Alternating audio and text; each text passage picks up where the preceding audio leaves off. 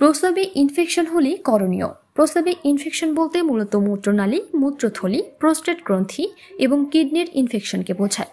মূলত ব্যাকটেরিয়া দিয়ে এই ইনফেকশন হয়ে থাকে। এটি নারী ও পুরুষ উভয়েরই হয়ে থাকে, তবে পুরুষের তুলনায় নারীদের বেশি হয়ে থাকে।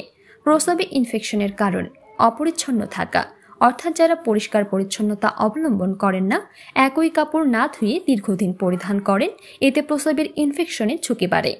প্রস্রাব পায়খানার পর যৌনাঙ্গ ভালোভাবে পরিষ্কার না করা, প্রস্রাবের বেগ আটকে রাখা, যাদের ডায়াবেটিস আছে তাদের ঝুঁকি বেশি। শিশু, বৃদ্ধ ও গর্ভবতী নারীদের রোগ প্রতিরোধ ক্ষমতা কম থাকায় তাদের প্রস্রাবে ইনফেকশনের ঝুঁকি বেশি।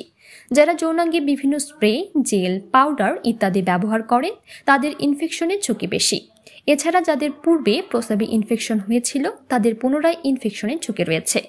প্রস্রাবে ইনফেকশনের লক্ষণ: তলপেটে বা কুচকিতে ব্যথা, প্রস্রাবের রাস্তায় জ্বালা পোড়া বা ব্যথা, ঘন ঘন প্রস্রাবের বেগ তৈরি হওয়া, প্রস্রাবের সাথে রক্ত যাওয়া। এছাড়াও ইনফেকশন কিডনি পর্যন্ত পৌঁছে গেলে তাকে পাইলোনেফ্রাইটিস বলে।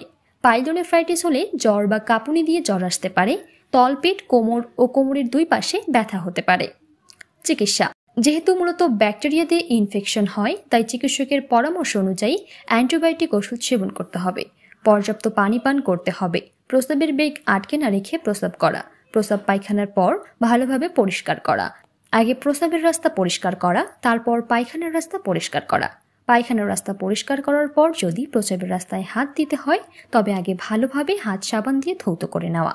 সহবাসের পর প্রস্রাব করা এবং যৌনাঙ্গ ভালোভাবে পরিষ্কার করা। যৌনাঙ্গে স্প্রে, জেল, পাউডার ইত্যাদির ব্যবহার সীমিত করা। ডায়াবেটিস থাকলে নিয়ন্ত্রণ করা। স্বাস্থ্যকর জীবনযাপন করুন, সুস্থ থাকুন, ভালো থাকুন। ধন্যবাদ।